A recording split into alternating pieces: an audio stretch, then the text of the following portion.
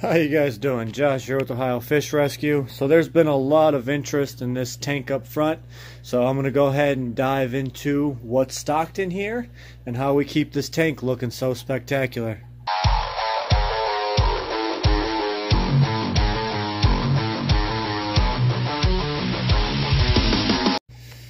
So here we're going to start off with, this is our 150 gallon tank. This tank is 6 foot long, 18 inches from front to back, and just over 24 inches tall. It is a 150 gallon. I'm not sure who it's made by, but we've been slowly upgrading this. It was a 125 here. We got the 150. If we can go, longer, we can probably get an 8 foot tank in here by 18 inches. So I am keeping my eye out for that. But in the meantime, we went ahead with black gravel. I think it makes it look elegant. There's a dual purpose for that. You see it's a little bit black and white because the rest of the room is, black and white. Everything else, so it ties into the room here. But we went ahead, we didn't want to do water changes on this thing all the time, so we went ahead and added plants. So this was our first go at a fully planted aquarium. And from the looks of it, we've been doing pretty good. So the first question people always ask me is, where do you get this sweet sticker? I'm just joking. That's just an OFR decal. Most of you probably already have some. But back to what I was going to say. The first question that people always ask us is, do you run CO2 on this tank? And the answer is absolutely not. This is all natural. I do not use any supplements, no vitamins, no CO2, nothing. This is completely just done out of tank water and lighting. So as you can see, it is kind of next to a window and has some daytime lighting from the skylight, which we don't really have an allergy problem on this tank. But you can see up here, we have two 3 foot lights on it. They are T5 bulbs. They're super skinny, but they are deep blue daylight 10K bulbs. So these things produce a mass amount of light, and they're only 23 watts. And these plants just grow like it's their day job. It amazes me because we always take all this, I think it's Val, we always just cut it and we propagate it. This was one plant, and then we ended up taking it all the way across the whole back of the tank, and now we just took a bunch out to Pittsburgh's tank. So these plants just take off and grow exponentially. It's kind of crazy. But if you look down here, we've got our two little Groot heads. We've got that one and that one. He's striking different poses. Super cute. We got these guys on Wish, the Wish app. And I think they were like $4 a piece. You can see they are pretty big. There's my hand next to them, so they're a little bit bigger once they're out of the tank. But we've got plants growing out of his head. I'm just about ready to propagate one and put one out of his head too. Kind of neat. But we've got some Anubius in here. You can see they're stretching up, growing all over here. We do have some crypts. And I think that's a frog bite there. Not too sure on that, the kind of lily pad one. I'm not too great with the plant names. But over here, this was a specialty plant that we got from Lucas Bretz. He calls it a Mary Crypt, and he said he usually sells a small little cutting of it for like $50 or something like that. Something about that size.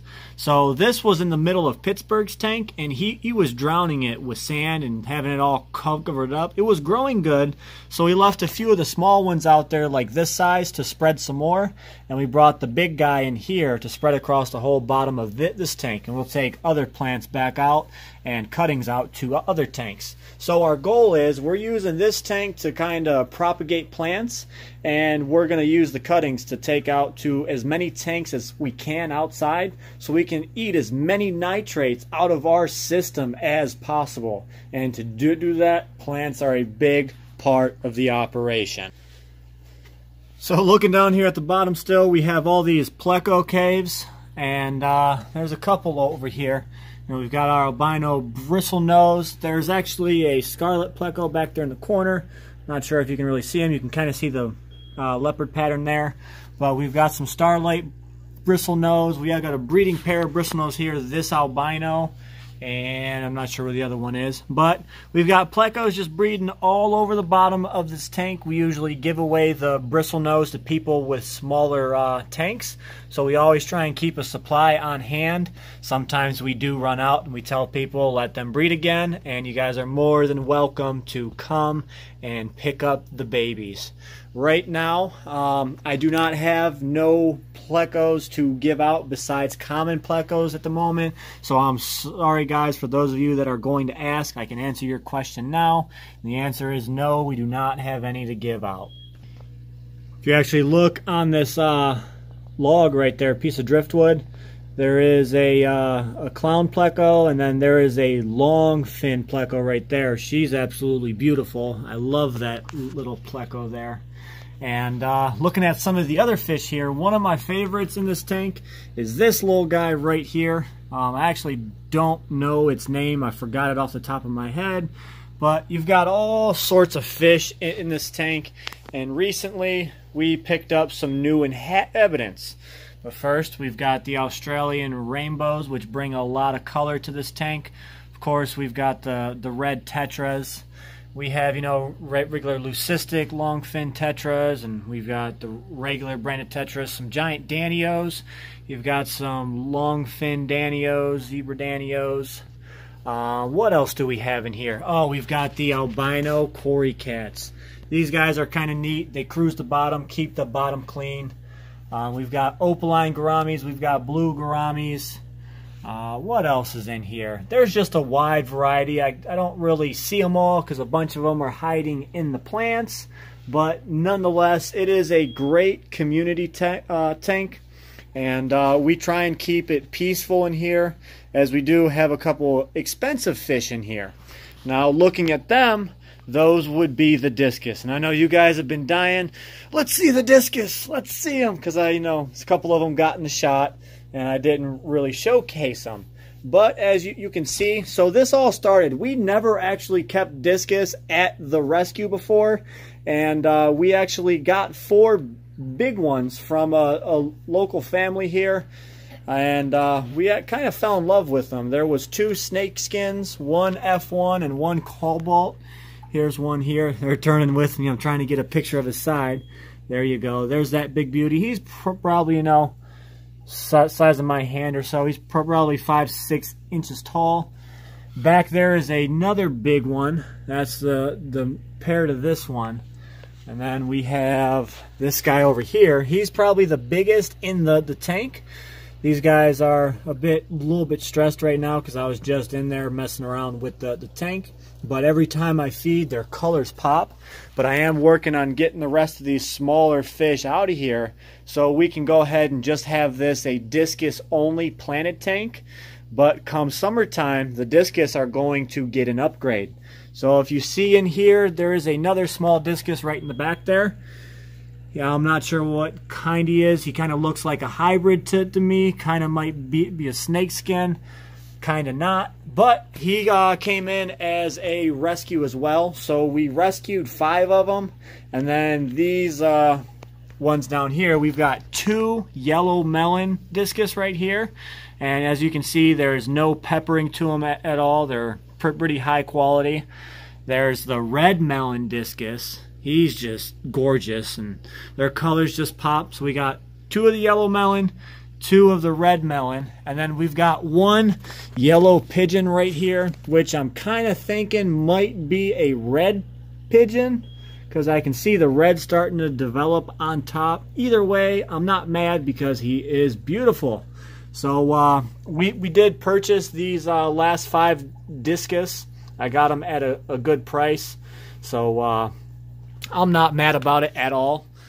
So getting back into it, you can see the back has a bubble wall on it. So we have that just, you know, for one, it's aesthetically pleasing when you look at the tank, but it also helps the flow of the water. So it's making the water churn the whole time. That's why you can see all the plants are rising up and bending forward, because that's the way the water is churning.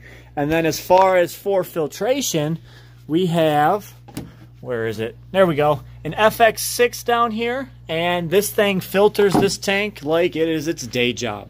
So we have the intake in this corner, and then we have the return over on this side. So it's not only churning from back, up, front, and down, it's also churning from this side going over to this side. That's why you can see the plants are bending forward, going to the right. So this keeps everything suspended and not laying on the rocks in the bottom. That's why you see that there's no debris in these rocks at all. And then also I keep the Cory cats on the bottom and the Plecos on the bottom. So this tank stays pretty much sparkling all the time. What else can I tell you guys? Oh, you know what? I'm going to go ahead and just tell you guys, because I like you all. You guys have been great to us. We just hit a big milestone on YouTube with the 75,000 subscribers. I cannot fathom how much we appreciate each and every one of you guys. This helps out the rescue so much, you know, helping with the ad revenue and whatnot. So I just wanted to say thank you. But to give you guys an idea, these Discus are going to go into that 265 gallon on the back side of the pond. We're going to put it onto the system, and we're going to have hot water pumping in. We're also going to keep heaters inside of it. So we're going to be able to have that just a show Discus tank, possibly bring this back to an all community tank. But I do have 2 heaters in this back corner, one there and one here, keeping this tank at about 84, 85 degrees, so the Discus are comfortable. And the little tropical fish in here are on the higher end of their spectrum. But I'm going to go ahead and get them out. I've been trying to do it little at a time. I can only catch so many before they hide in the plants. And I can't get them at all. So I just wanted to give you guys a little update on this tank. You guys were asking for it. I thought it was a kind of little awesome update. We did get some Discus. And you guys learn how we do our planet tank here at the Ohio Fish Rescue. So I want to thank you guys for taking the time to watch today's video. Don't forget to like, comment, and subscribe. And as always, stay fishy, my friends.